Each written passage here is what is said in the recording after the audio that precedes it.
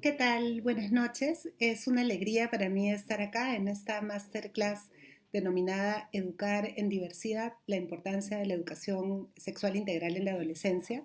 Yo soy Nani Piz, esto sucede en este hermoso espacio llamado Innova Teaching Schools, espacio de formación docente, y quiero contarles además que esta clase la estamos desarrollando en el contexto de un programa de formación que tiene un nombre parecido, se llama Educar en Diversidad, Cultura, Género y Educación, donde lo que aspiramos es a generar espacios de reflexión que tengan que ver cuestiones de género, cuestiones de cultura, en contextos formales y no formales de instrucción de nuestro país. Vamos a conversar, creo yo, de uno de los temas más ninguneados en la educación en nuestro país, de uno de los temas quizás más urgentes y que no hemos terminado de encontrar cómo resolver, que es el tema de la educación sexual integral. Esto cobra una urgencia absoluta en la adolescencia por todas las transformaciones que suceden en la adolescencia. Entonces, mi aspiración es a poder compartir hoy día el tratar de que conversemos por qué es esto tan importante, por qué se hace realmente de urgencia en la adolescencia. Y tengo un PPT que quiero compartir con ustedes. Eh, Me gustaría plantear este tema desde, digamos, el desarrollo humano, desde el desarrollo de las vivencias de la adolescencia. Eh, Creo que, como les he dicho, este es un tema urgente y es un tema urgente por muchos motivos. Yo quisiera detenerme en cuatro de ellos. Es urgente por los niveles de violencia que hay en nuestro país, de violencia que las y los adolescentes experimentan en carne propia de manera personal, pero que también observan vicariamente. Es urgente por la discriminación de género que lamentablemente no logramos transformar aún. Es urgente por las conductas sexuales de riesgo en las que se ven envueltos las y los adolescentes por falta de información adecuada. Y es urgente porque es un derecho, porque la vivencia de una sexualidad plena, saludable, placentera, que nos haga mejores personas y personas más felices, es un derecho. Entonces, por todos esos motivos, quisiera plantear su importancia. En el Perú estamos ante una situación de verdadero estado de emergencia respecto a la sexualidad y al género. Tenemos muchas estadísticas que muestran cómo la adolescencia no está ajena a este proceso. De hecho, esa emergencia se manifiesta también en ellos y ellas. Por ejemplo, en la última encuesta de NARES que ha salido ahorita recientemente la del año pasado, pero en la última que tenemos data procesada, tenemos que el 34% de adolescentes entre 12 y 17 años ha sido víctima de violencia sexual en algún momento de su vida, lo cual es una proporción realmente alta. Y estas puede ser de muchos tipos, digamos, de tipo de bromas, de contenido sexual, tocamientos, el ser obligados o obligadas a ver pornografía, el tener que soportar miradas en sus partes íntimas. En febrero del 2018, de los casos que se registraron en la SEMS, 2.475 correspondían a adolescentes entre 12 y 21 años. Es decir, la violencia en nuestro país tiene un rostro principalmente femenino, eso ya lo sabemos hace mucho tiempo, pero además tiene un rostro de niña o de adolescente. No es que lleguemos a la adultez y empecemos a ser violentadas, digamos, este es un proceso que se vive desde muy temprano en la vida. Y acá hay algunas estadísticas que son pues bastante alarmantes, ¿no? 7 de cada 10 mujeres hemos sufrido alguna vez algún tipo de violencia sexual. El 90% de mujeres han sufrido acoso callejero, 73% de mujeres nos sentimos inseguras caminando en la calle y sentimos mayor inseguridad cuando esto sucede de noche. Esta emergencia también nos ha permitido averiguar dónde se sitúa el principal peligro y de ahí la importancia de una educación sexual integral desde la escuela, porque todas las estadísticas indican que el principal perpetrador de violencia se encuentra dentro de casa. Es un familiar, es una persona que la víctima no anticipó ni imaginó que tuviera que ser alguien de quien tenía que cuidarse. Según el Ministerio Público, el 78% de adolescentes que son víctimas ya conocían a su agresor y cerca del 40% de estos eran familiares cercanos, tíos, padres o padrastros. Y estos hechos además se llevaron a cabo en la casa de la víctima o de la víctima o del agresor. Entonces, no estamos hablando de una situación en la que alguien salga a la calle y corra peligro. Estamos hablando de que las y los adolescentes que son violentados en su casa. Y esta situación, de este tipo de abuso es muy preocupante porque tiende a suceder desde muy temprano en la vida, lo cual genera que ni siquiera se configure mentalmente como una forma de abuso. Entonces, solo una educación sexual integral puede permitir reconocer dónde empieza el derecho del otro y mi derecho sobre mi propio cuerpo. Cómo detener una situación o cómo aunque sea configurarla o al menos identificarla como una situación de abuso. Esta emergencia respecto a la violencia sexual agrede de manera muy particular a las y los adolescentes gays, lesbianas, transexuales, bisexuales, etcétera. Es decir, esta población está en una situación particularmente vulnerable. 7 de cada 10 adolescentes LGTBQI más sufren algún tipo de acoso por su orientación sexual y la mayoría de ellos, según un estudio de Promsex, reporta no tener idea de cómo denunciar un acoso en su escuela, pese a que existen notables esfuerzos por parte del Estado con programas como sí se ve para este tipo de denuncias. En el caso de estos adolescentes prevalece una sensación de inseguridad. Eh, la orientación sexual, que como veremos es un tema crucial en esta etapa, se vuelve un peligro para estos adolescentes y estas adolescentes. Hay mucha presión por estar ajustados a una norma, tienen modelos que no son pues digamos, identificables, conocibles. Pensemos en la imagen de personas LGTBQI más que son representadas en la televisión peruana, por ejemplo, ¿no? Tenemos figuras notables, positivas, como algunos congresistas que han, digamos, hecho explícita su orientación sexual, pero son los menos, entonces hay pocos modelos con los cuales identificarse, ¿no? Y son pues mucho más vulnerables de ser agredidos por su propia orientación sexual. Además, al mismo tiempo, este tema es importante porque persisten estereotipos de género que se traducen lamentablemente en discriminación. Y aquí quiero compartir una data reciente del INEI, también de esta encuesta de NARES, que indagó sobre estereotipos respecto a roles de género. Y miren qué interesante la persistencia de algunas de estas ideas, ¿no? Una amplia mayoría no están de acuerdo en castigar, no están de acuerdo en, digamos, eh, frenar físicamente a los hijos para que aprendan a ser varones. Esto es bueno, pero sí están de acuerdo con que las hijas deben ser reprendidas si es que no participan de labores domésticas. Y en realidad respecto a los varones consideran que no se les debe castigar físicamente, lo cual es bueno, lo cual queremos, pero porque su naturaleza es ser más inquietos. Entonces hay atribuciones respecto a la naturaleza, cualquier cosa que eso sea masculina o femenina. Y persiste un 21% que dice que las mujeres son coquetas desde niñas y eso justifica o explica el ser abusadas. Los estereotipos contra personas LGTB, según diversos estudios, también son muy persistentes. Se los asocia con escandalosos, con conductas inapropiadas, con que contagian alguna enfermedad supuestamente que tienen, que se sigue considerando que pese a que, digamos, las ciencias de la salud hace mucho tiempo que han dejado de considerar a la diversidad sexual como una enfermedad, un porcentaje de la población continúa entendiéndolos de esta forma. Entonces, esos estereotipos no se quedan, digamos, volando en nuestra cabeza, sino se traducen en discriminación. Y nuestros y nuestras adolescentes, de no aprender otra manera de mirar estos temas, recurren a esos referentes y a actuar en formas de discriminación. Además de eso, que es quizás lo que más se tiene en el imaginario de por qué es importante una educación sexual integral, existe la posibilidad de cometer conducta sexual de riesgo durante la adolescencia. Este es un constructo muy, digamos, con poco consenso respecto a su definición, pero la conducta sexual de riesgo se suele asociar al menos a una o varias de las siguientes situaciones, ¿no? El inicio sexual temprano, el sexo sin protección, por riesgo de contraer diversas enfermedades, por embarazo y el manejar poca información respecto a la prevención. Entonces, sabemos que el inicio sexual temprano en el Perú, es decir, antes de los 14 años, está por debajo del 20% y que es más temprano en varones que en mujeres, pero esta cifra va en aumento, entonces ese aumento tiende a ser preocupante. Sabemos que el embarazo adolescente digamos, está a nivel nacional en un 13,4%, pero tiene un dramático aumento en la Amazonía, donde es donde más se manifiesta, y hay un constante acceso sumamente limitado a métodos modernos de planificación familiar. Y esto, tomando en cuenta el inicio sexual temprano, pues es una combinación problemática, ¿no?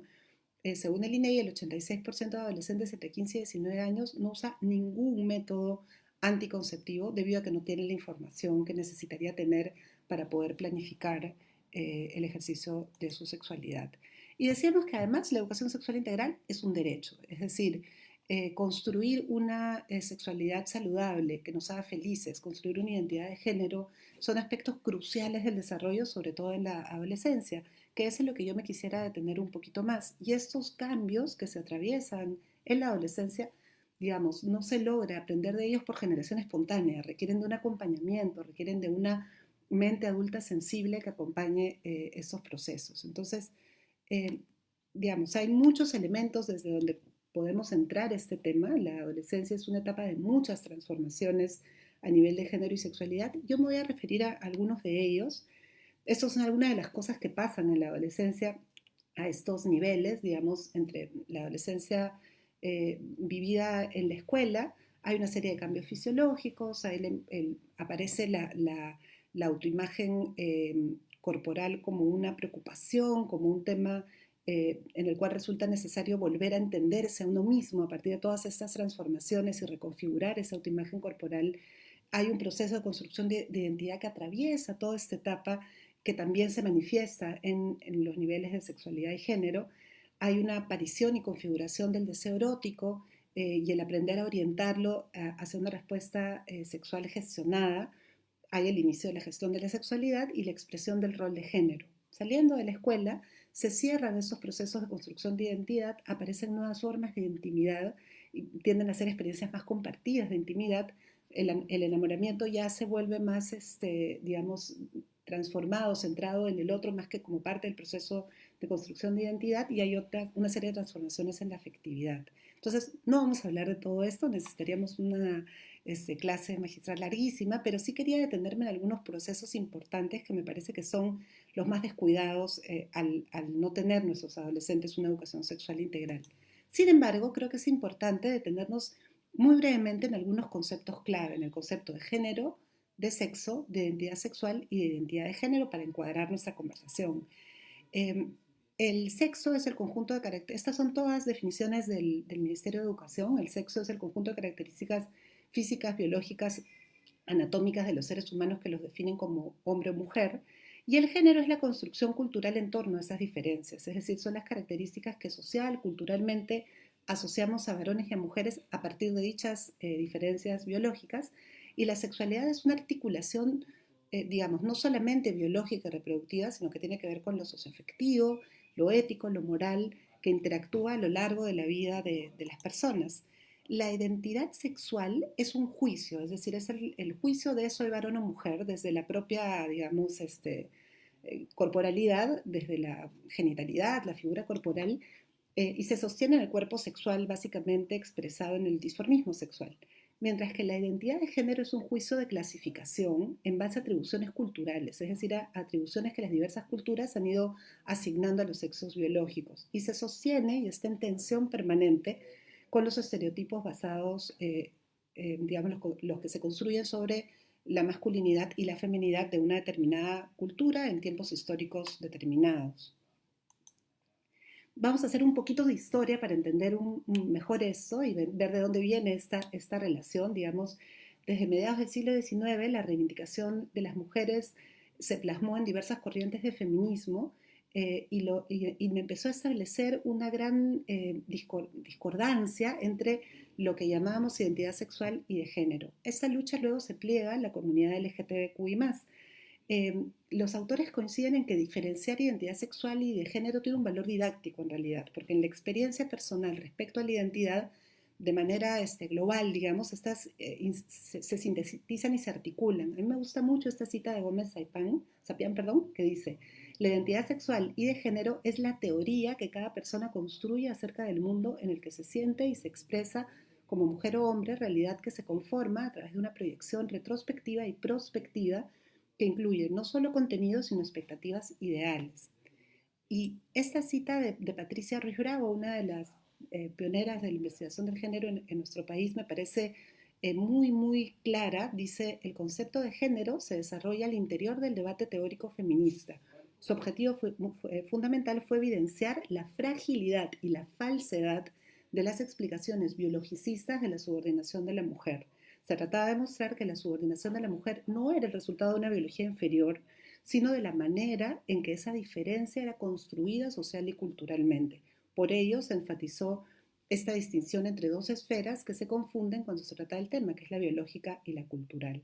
Me parece muy clara esta cita porque explica cómo llegamos a este debate del que nos vamos a ocupar al final de esta presentación. Entonces, digamos, el punto de partida que cuestionan esos estudios que justamente vienen desde el feminismo y que plantean esta relación sexo-género es que habitamos en un sistema de relaciones sexopolíticas denominada patriarcado, eh, basado en diferentes instituciones, tanto públicas como privadas, que tiene una serie de solidaridad interclase, intragénero, instaurado por varones, quienes como grupo social, de forma individual o colectiva, han oprimido a lo largo de la historia a las mujeres también de forma individual y colectiva, apropiándose de su fuerza productiva y reproductiva, sus cuerpos, sus productos, ya sea por medios pacíficos o por la violencia. En el Perú, la instauración del patriarcado fue, al parecer, fina cortesía de la conquista española.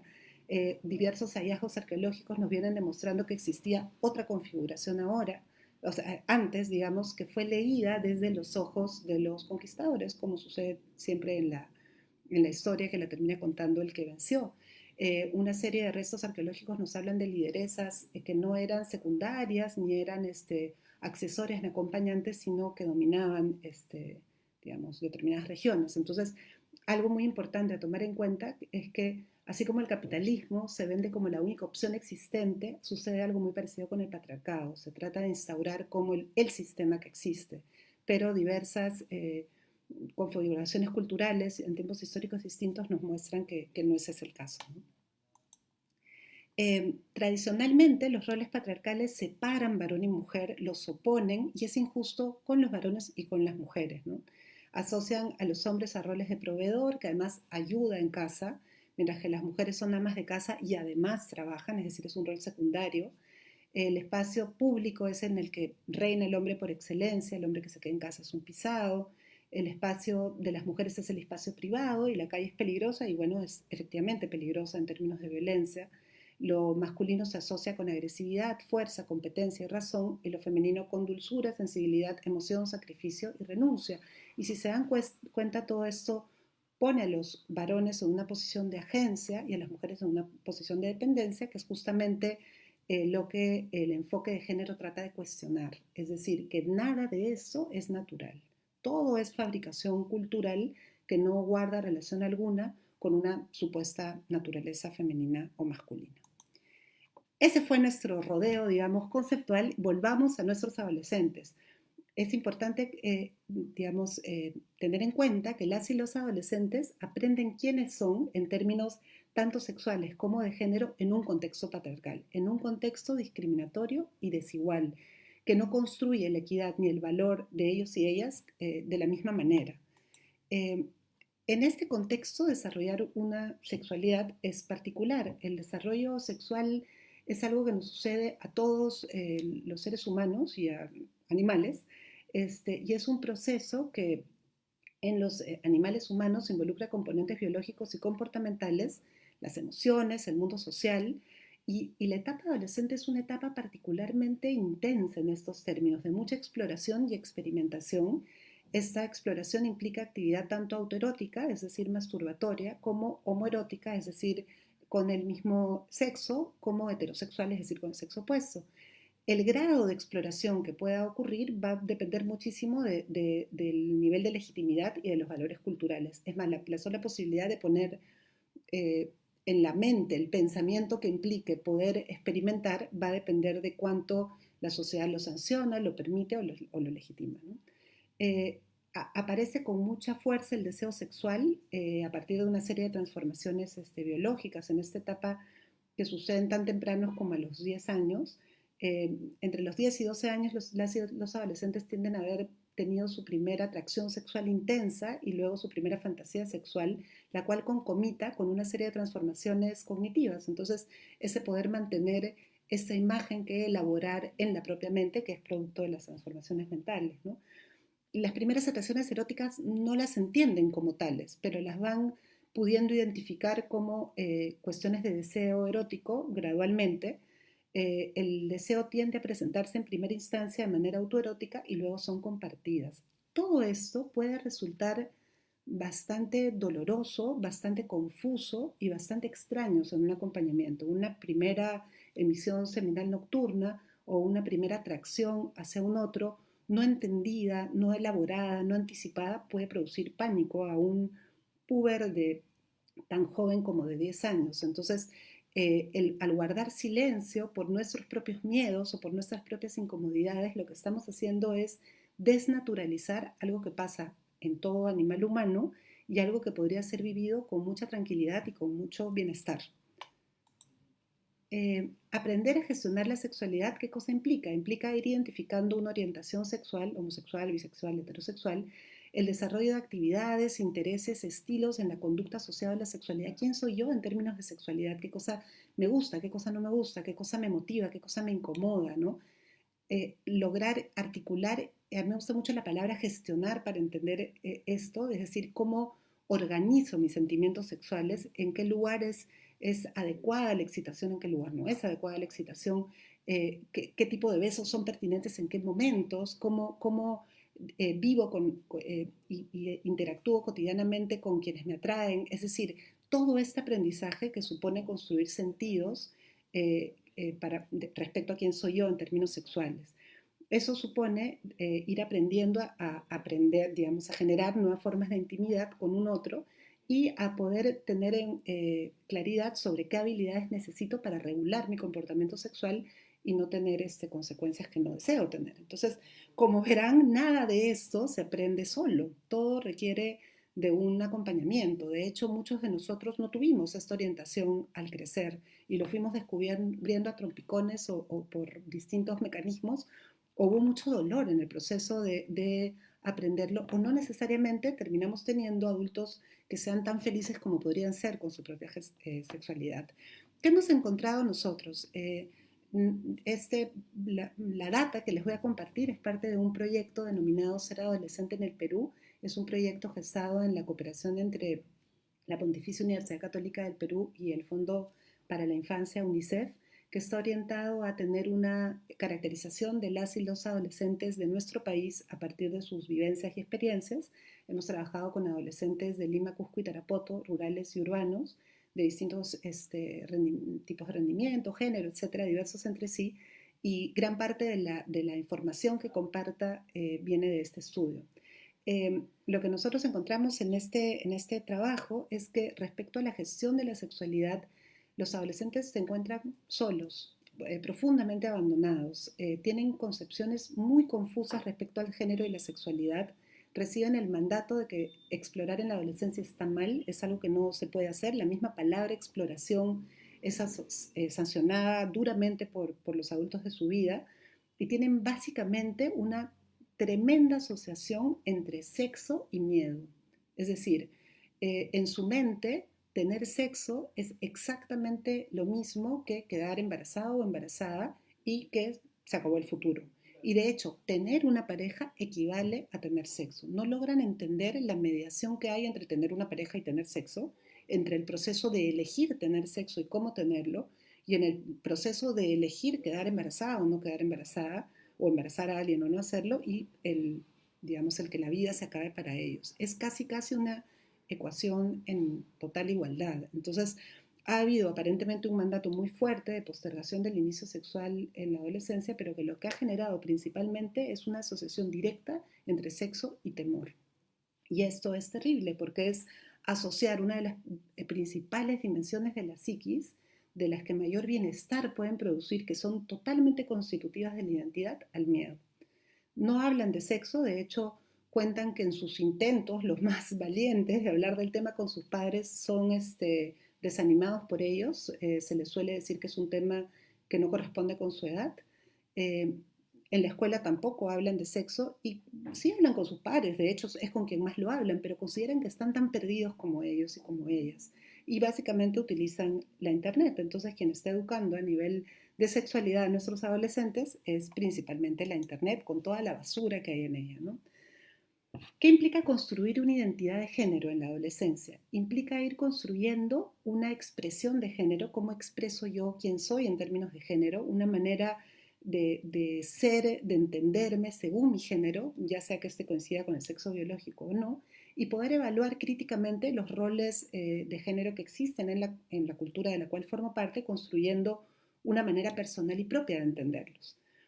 A nivel de identidad de género encontramos una cosa muy interesante en el proyecto porque hemos encontrado que las y los adolescentes tienden a ser bastante críticos, mucho más críticos de lo que imaginábamos, con los tradicionales roles de género. De hecho, consideran que el espacio público es para varones y mujeres, consideran que son ambos competentes para hacer lo que sea, saben, tienen conciencia de que hay expectativas diferenciadas para unos y otros y que son injustas hacia las mujeres, y esto lo reconocen varones y mujeres, pero consideran que es incorrecto y se sienten con agencia para no aceptar que eso sea de ese modo. Y eso es muy bueno. En realidad hay una transformación que no tiene que ver con lo que han recibido en la escuela ni en la familia, que tiene más que ver con procesos globales. Efectivamente, como dicen muchos, estamos en medio de una revolución en el campo del género y ellos han bebido de esto probablemente a través de la misma Internet. Y hay una muy dura condena hacia la violencia sexual y de género, donde identifican personas o a ellos mismos, lamentablemente, o personas muy queridas y muy cercanas como víctimas de violencia. Es decir, la violencia no es algo que pasa lejos y que le pasa a otros, sino que está en su entorno inmediato, ¿no? Además, en un estudio que hemos hecho con docentes respecto a sus creencias en torno a la educación sexual integral, identificamos que, en un estudio de Rodríguez y yo, identificamos que los y las docentes comparten muchas de las confusiones que tienen sus estudiantes en torno a sexo y género. Hay enorme confusión conceptual, qué cosa es sexo, género, orientación, etcétera, lo cual, bueno, es, digamos, esperable en tanto ellos tampoco han recibido una educación sexual integral, pero hay mucha más disposición a educar en términos de equidad. De hecho, reconocen la equidad varón-mujer como un valor, que respecto a la diversidad sexual. Respecto a la orientación sexual tienen mucho más dificultades de acogerlo y de entenderlo como algo valioso. Por último, un último aspecto importante que opera en esta etapa de la vida, en la adolescencia, es el gradual reconocimiento de una orientación sexual, eh, lo cual es quizás el tema que ha resultado más problemático y que más difícil ha sido de hablar entre peruanos y peruanas, ¿no? Eh, Parte del proceso crucial de la identidad sexual es identificar una orientación sexual. Esta exploración no solamente, como toda exploración en la adolescencia, no solamente se actúa, sino es también una exploración mental. Y eso nos sucede a todos y a todas. Es decir, todos pasamos por la posibilidad de tener el acompañamiento necesario de hacernos esta pregunta en la adolescencia. Solo que en sociedades homo, lesbo, transfóbicas y patriarcales como la peruana, este es un proceso más solitario, más temido o más sancionado culturalmente. La American Psychological Association, APA, que es la asociación que reúne a psicólogos de todas partes del mundo, define la orientación sexual como la atracción emocional, afectiva y sexual hacia otra persona. No es una elección, no es que uno decide tener una orientación sexual, que uno pueda además cambiar. Es el resultado de una un complejo conjunto de interacciones entre muchas circunstancias a lo largo de la vida. Tiene que ver con lo cognitivo, con lo emocional, con lo biológico, con el entorno. Alguien puede sentir atracción hacia personas del mismo sexo, del sexo opuesto, de ambos sexos, o no tener preferencia por ningún sexo o género. Y no hay un acuerdo sobre el origen de esta, pero se sabe que es parte de la naturaleza humana, que en toda cultura humana existe diversidad sexual. Y la hipótesis más fuerte es que tiene que ver con una interacción entre, digamos, lo biológico y lo cultural, como casi todo en el ser humano, ¿no?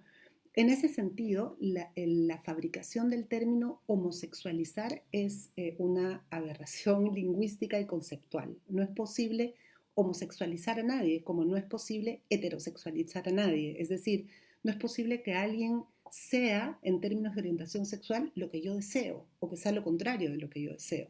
De hecho, durante mucho tiempo, con mucho sufrimiento para las personas que lo han sufrido, se han hecho distintos tipos de terapia de conversión sexual que no han terminado más que en daño psíquico en el largo aliento. Entonces, Estas además son sancionadas desde la APA y son además totalmente ineficientes porque en realidad parten del supuesto de que la homosexualidad, el ser homosexual, lesbiana, gay, es una elección, ¿no? Lo cual no es correcto. Los adolescentes LGTBQI+, eh, solemos pensar, digamos, la imagen más común es que esta pregunta sucede temprano en la vida. Sin embargo, la mayoría, digamos, suele expresarlo más hacia la adolescencia tardía, es decir, ya un poco más fuera de la escuela, aunque eso está cambiando mucho y depende mucho del grado de legitimidad del entorno. Muchos adolescentes que se sienten atraídos hacia el mismo género también se sienten atraídos hacia el otro sexo. La identidad de género suele producir enorme estrés para las y los adolescentes homosexuales, gays, lesbianas. Hay una presión muy fuerte por ajustarse a la norma. Como decíamos, cuentan con pocos modelos aceptables y además suelen ser, digamos, las principales víctimas de agresión verbal y física simplemente por declarar su orientación sexual. Aquí también, en el proyecto Ser Adolescente en el Perú, encontramos algo muy interesante que, a decir verdad, nos llenó de mucha esperanza. Las y los adolescentes tienen el mismo enredo en la mente que sus docentes, como describíamos antes, respecto a la diferencia entre orientación, entre identidad, es decir, no logran entender del todo tampoco si es una cuestión natural, no logran entender, han escuchado las frases que han circulado en diversos medios de comunicación como que es una enfermedad o la idea esta de homosexualizar, pero son absolutamente críticos ante ellas. Tienen en realidad, pese a que tienen mucha confusión terminológica y conceptual, tienen una actitud de mucho respeto hacia el derecho a ser quien uno es a nivel sexual y de género, que creemos que es una característica muy valiosa de estas nuevas generaciones de la cual deberíamos aprender muchísimo. Hay un discurso por sobre todas las cosas de empatía y de respeto al derecho a ser quien uno es, así ellos no terminen de entender qué significa eso que son, ¿no? Y reconocen que la escuela es un lugar hostil para los adolescentes LGTB y que esto debe ser transformado. Hemos encontrado adolescentes que ellos son de una orientación diversa y han expresado ellos ser víctimas de algunas de las cosas que aparecen mencionadas por sus otros compañeros, como maltrato, bullying, acoso. Este proceso es muy doloroso y lamentablemente muy poco atendido y contenido por las instituciones educativas.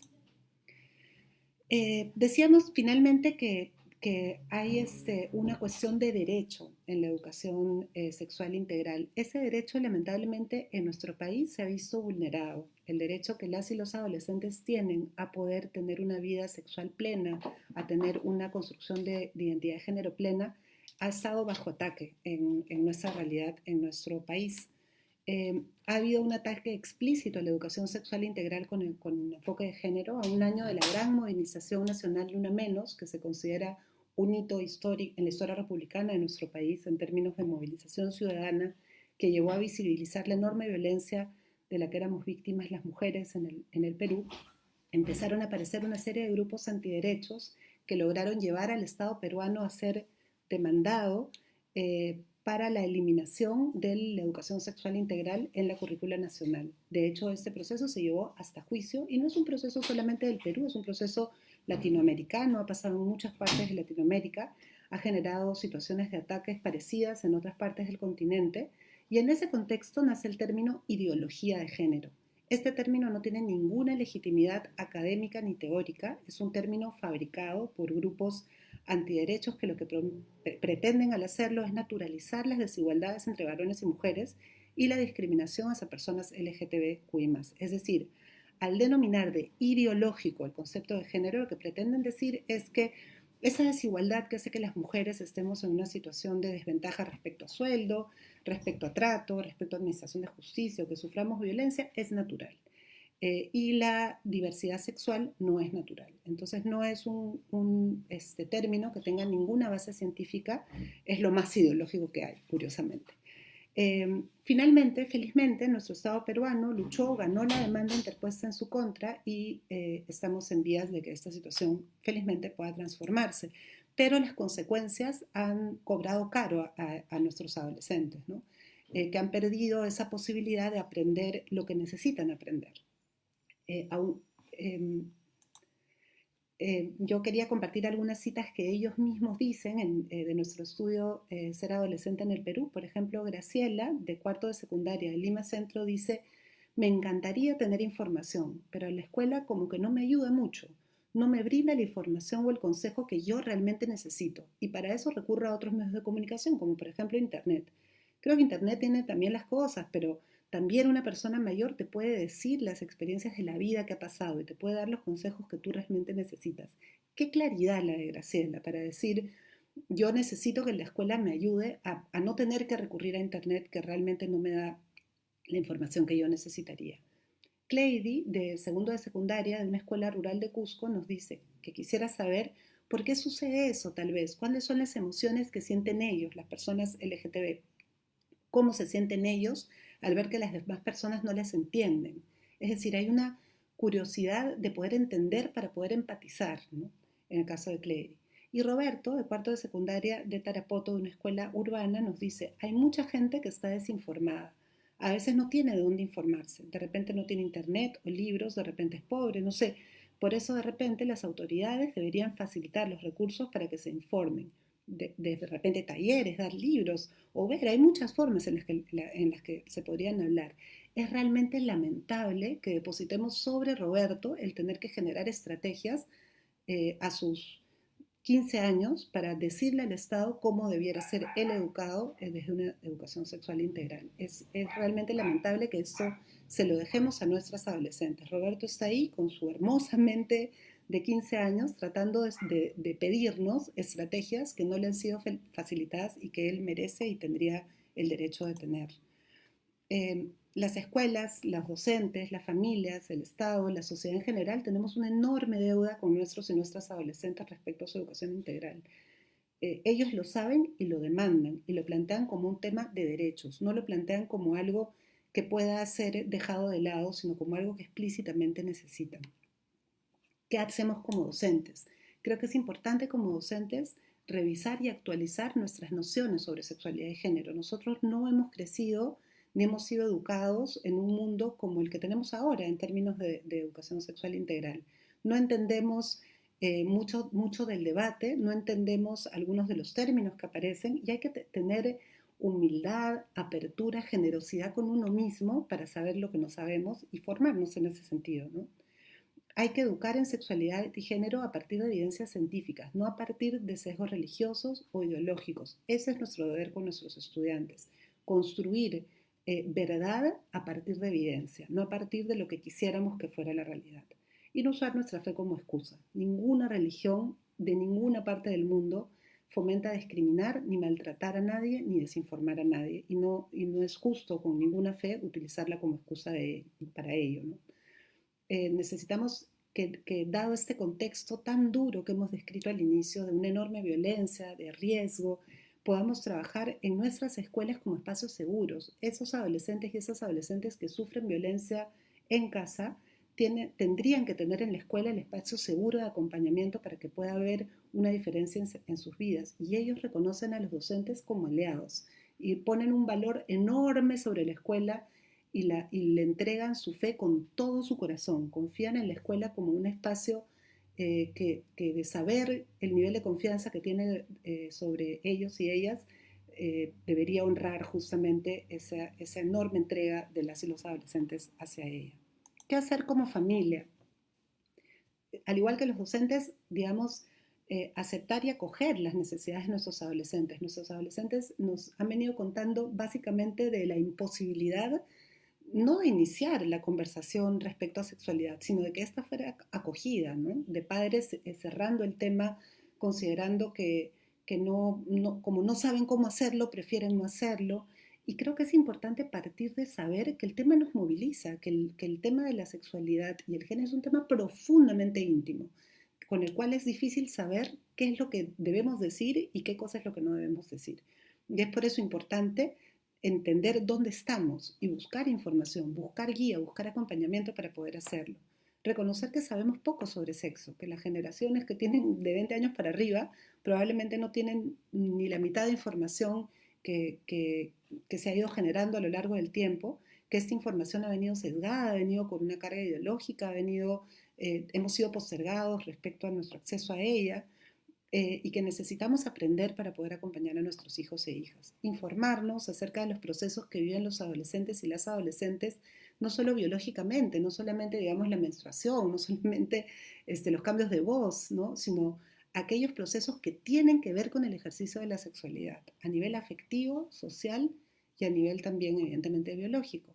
Y poder acompañarlos a que no tengan miedo de esos procesos. Tenemos que acompañarlos a desasociar sexualidad de miedo y acogerlos como son, es decir, acoger a nuestros hijos, a nuestros estudiantes como son, implica también acogerlos en términos sexuales. Muchas gracias, eso es lo que yo quería compartir con ustedes y paso ahora a recibir sus preguntas. Voy a pasar primero a que nos veamos en la pantalla completa y veo aquí que han estado llegando algunas preguntas.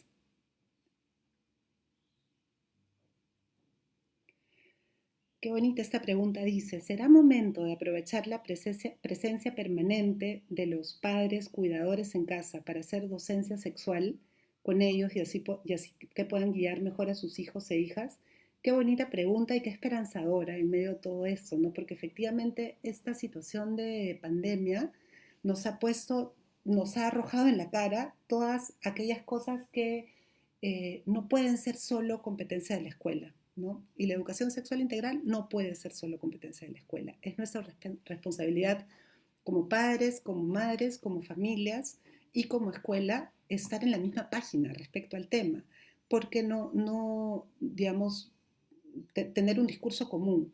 Al mismo tiempo, también el Estado peruano tiene la maravillosa oportunidad de entrar a la casa, es decir, de entrar a través de Aprenda en Casa, de entrar a través de material educativo, de modo tal que pueda compartir aquella información que se sabe que necesitan los padres, que no solamente necesitan los adolescentes, ¿no? Que los padres y las madres necesitan manejar. Voy a tomar un poquito de líquido.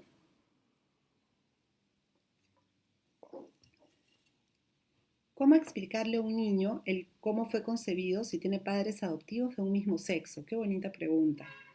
En realidad creo que el tema de la diversidad en la conformación familiar es crecientemente un tema que nos va a ir regalando distintas maneras de entender lo que significa el vínculo, lo que significa criar, lo que significa ser una familia, ¿no? Entonces, me parece muy importante que, digamos, hay una regla, la regla de oro de no anticipar, la regla de oro de dejar que la pregunta surja, pero tampoco que el no anticipar al niño la pregunta no suponga el postergarlo hasta el punto en que no pueda ser conversado adecuadamente, ¿no? Entonces, si el niño o niña empieza a preguntar por sus orígenes, por quién es, cuanto más temprano lo haga, más naturalmente va a estar instalada esa condición como parte de lo que uno es y probablemente menos extraña, distante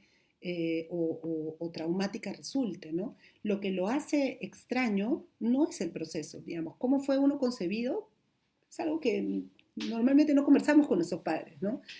Pero lo que lo hace extraño es la adjudicación de ser diferente, la adjudicación de no corresponder a lo que suele ser digamos, valorado de determinada manera, ¿no? Entonces, lo más importante es trabajar en la propia naturalidad de la situación. No sé cuál sea el caso en este caso, ¿no? Pero, digamos, aplica lo mismo de cualquier proceso de adopción. Es decir, ha habido una situación en la cual hemos podido tener la suerte de escogerte, ¿no? De que tú no simplemente llegaras, sino hemos podido escogerte para que formes parte de nuestra vida. En muchas preguntas que tienen que ver como esta o que tienen que ver con cuestiones de sexualidad, tenemos siempre el miedo de sembrar situaciones que de repente no están listos para escuchar. Y eso de qué cosa es estar listo, de cuándo se está listo es bien problemático porque no tenemos pues digamos, cronómetro, ¿no? No tenemos una línea de tiempo absolutamente clara, ¿no? Pero si el niño trae o niña trae la pregunta, así sea embrionaria, está indagando, ¿no? Entonces, sí vale la pena poder acoger esa preocupación. Y cuanto antes se acoja, más naturalmente instalada va a estar, ¿no? Hay cuentos para hacerlo, películas, recursos para simbolizar, ¿no? Que pueden hacer el proceso más natural y más compartido, ¿no?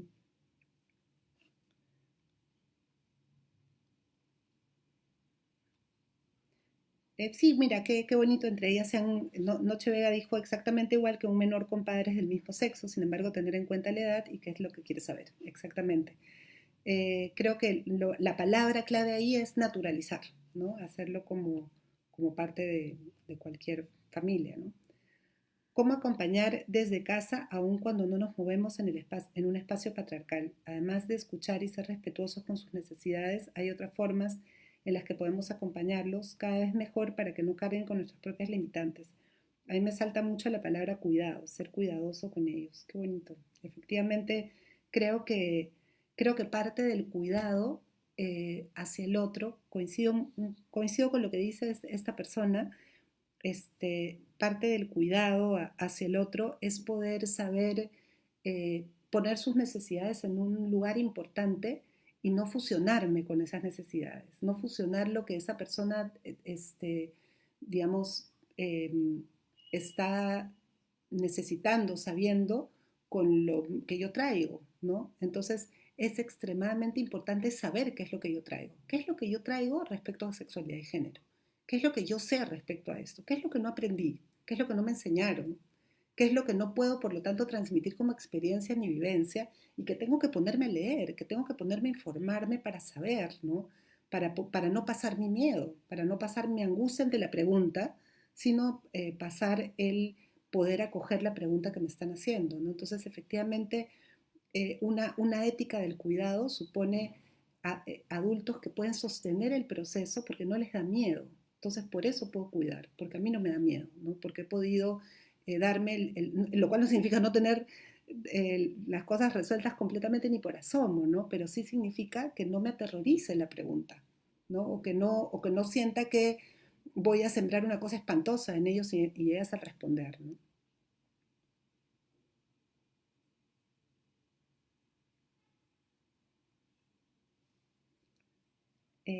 Uy, se me fue. Acá hay otra pregunta. Hay un montón de preguntas, no sé si voy a poder contestarlas todas, pero si no me alcanza el tiempo para todas, voy a entrar después a contestarlas ahí. Eh, Dice Luis Arturo Castro Valle, es algo complicado y habría que tratar con pinzas este asunto, ya que una sociedad como la nuestra no creo que esté preparada para tener padres del mismo sexo, padres violentos, medios de comunicación que no ayudan y una escuela que no tiene un plan para atender esta realidad. Definitivamente es algo complicado, coincido. Complicado que como Estado hay que atenderlo y establecer modos de actuar para que se respeten los derechos de todos. Estoy totalmente de acuerdo contigo, Luis Arturo. Nada en este tema es sencillo. Y no nos la hacen sencilla, porque no terminamos teniendo muchas veces la legitimidad para hacerlo. Digamos, a mí me produce mucha esperanza este hallazgo de que los docentes y las docentes tienen un interés en trabajar cuestiones de equidad de género, porque me parece una gran puerta de entrada, que no hace que, digamos, que el tema sea totalmente ajeno. Tenemos ya una puerta de entrada ahí que nos permite poder entrar a trabajar una serie de cosas, pero ha habido digamos, una suerte de política del miedo en torno al tema, ¿no? Del miedo a qué pasará si yo hablo de esto, que casi, casi parecía, digamos, o es comparable al miedo a hablar, pues no sé, del conflicto armado interno, ¿no? O sea, ¿tengo legitimidad para hablar del tema? ¿No tengo legitimidad para hablar del tema? ¿Qué hago si surge la pregunta? ¿Qué pasa con mi director? ¿Qué pasa con los padres? ¿No? Y tiene que haber una política, sin duda. Tiene que haber una política de Estado que empodere a las y los docentes para poder trabajar el tema. Y uno sabe como docente que lo que pasa en su aula lo maneja él o ella. Y que por lo tanto, cuanto más preparado esté, mejor va a poder acompañar. ¿No? Que nada sustituye a lo que ese docente haga.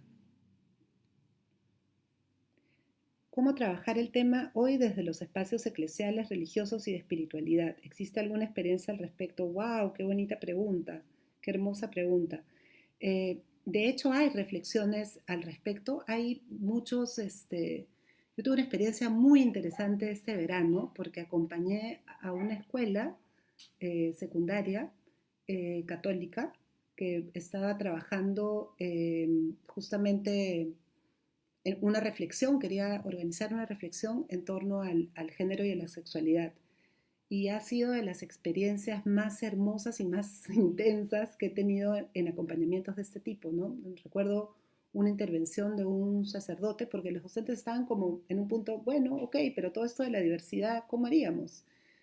Y el sacerdote dijo la frase que yo he tomado para mi PPT, ¿no? Que no hay ninguna religión en el mundo que dé autorización para discriminar, y ese es el punto de partida de la escuela, y desde ahí hacia arriba, ¿no? Entonces, a mí me pareció muy potente y muy articuladora esa idea, ¿no? Porque es como el límite al cual que organiza las decisiones de la escuela. De hecho, los procesos de fe y alegría son muy parecidos, ¿no? De las escuelas fe y alegría, que tienen en realidad un trabajo con este tema desde hace mucho tiempo. Sé que incluso artículos publicados al respecto en la sociedad, en una conferencia en la que estuve en la Sociedad de Investigación Educativa, presentaron un trabajo sobre ese tema. Entonces sí hay algunas evidencias de escuelas pasando por este proceso de transformación, y creo que lo importante es no verlo como algo reñido. Hay muchas maneras de abordar el tema sin verlo necesariamente como una incompatibilidad o cuestiones excluyentes, ¿no? ¿De qué manera se puede exponer los beneficios de la educación sexual integral a los padres de familia que la suelen rechazar? Porque piensan que se les incita a tener relaciones sexuales en la escuela, en las escuelas. Gran pregunta, Elizabeth, muchas gracias por ella. Efectivamente, esta fantasía curiosa de que hablar de algo es incitarlo, ¿no? Y que no hablarlo más bien es desalentarlo, ¿no? Como si la mente operara de esa manera. Creo que es importante recoger de manera explícita esas representaciones sociales distorsionadas que tienen los padres y madres, y traerlas y cuestionarlas de manera clara y explícita. Es decir, esa es una, esa de que si es que hablas sobre sexo, van todos a empezar a tener sexo. La otra es que no hay manera de protegerse de un embarazo, no hay forma, es imposible, todo falla, ¿no? La otra es que todos van a querer tener sexo todo el tiempo, ¿no? Y una manera importante de naturalizarlo, creo yo, es verlo desde el desarrollo adolescente. Por eso me parece una entrada tan importante. Porque cuando estos procesos empiezan a verse como algo que nos pasa a todos los seres humanos al llegar a una etapa de la vida, a todos, solo que nos va a pasar mejor o peor, con más dolor o sufrimiento, con angustia, escondiéndonos, o nos va a pasar con mucha naturalidad. Entonces, me parece muy importante partir de esa mirada, pero no desde la mirada biologicista. Es decir, muchas veces, como se quejaban nuestros adolescentes en estas citas que les compartí, lo que hacemos es hablar pues básicamente de los cambios puberales, ¿no? De las transformaciones del cuerpo, incluso suele encargárselo a quien ve cuestiones de biología en la escuela, o incluso a los profesores de religión, ¿no? Los cuales, digamos, no son pues los expertos en el tema, y entonces termina con un reduccionismo biológico, un proceso que no es biológico exclusivamente, que es social, que es afectivo, ¿no? Entonces, sí es muy importante que si hay una mirada desde el desarrollo humano, sea una mirada integral, ¿no? Que no se centre solo en los cambios puberales, y que pueda ver estos procesos como algo natural. Hay materiales educativos libres en Internet hermosos para hacer esto, ¿no? Para poder traer a discusión esos temas. Y creo que es importante que, digamos, hay mucho ruido con el tema de la educación sexual integral. Hay mucha palabra nueva creándose, mucho verbo utilizándose que no existe, mucha adjudicación de evidencia científica sobre cosas que son profundas y exclusivamente ideológicas, y es necesario acogerlas, acoger esos términos, acoger esas ideas y ponerlas en cuestión, ¿no? Creo que los y las docentes lo que tienen que hacer es empoderarse como especialistas en el cuidado de sus adolescentes y ponerlos en cuestión, porque no hay mejor aliado de la violencia que la falta de educación sexual integral. Entonces también, digamos, posiblemente los padres y las madres vengan a un cuestionamiento de la educación sexual integral desde su propia vivencia de lo que es ser varón o mujer, desde su propia vivencia de la sexualidad, desde sus propios miedos, desde las cosas que a ellos los movilizan y los hacen sentir mal. No va a ser una conversación sencilla ni en una única oportunidad. Va a ser una conversación larga y por oleadas que permita tener múltiples encuentros y múltiples conversaciones, ¿no? Lamentablemente el tiempo se nos ha terminado, pero les agradezco muchísimo a todas y a todos sus preguntas. Yo voy a seguir atando la página para responder las otras preguntas que queden. No quería despedirme sin recordarles que, bueno, que este es un tema que hay que empezar a conversar. Estamos empezando a dejar de tener miedo de nombrarlo. Como docentes, además, ha habido mucha confusión en el caso de las normativas, indicaciones, qué decir, qué no decir por parte del Estado, y es importante apropiarnos del tema nuevamente y recuperar nuestro derecho a voz en torno al tema de la educación sexual integral, teniendo como principal preocupación a nuestros y nuestras adolescentes que se lo merecen y que lo necesitan urgentemente, ¿no?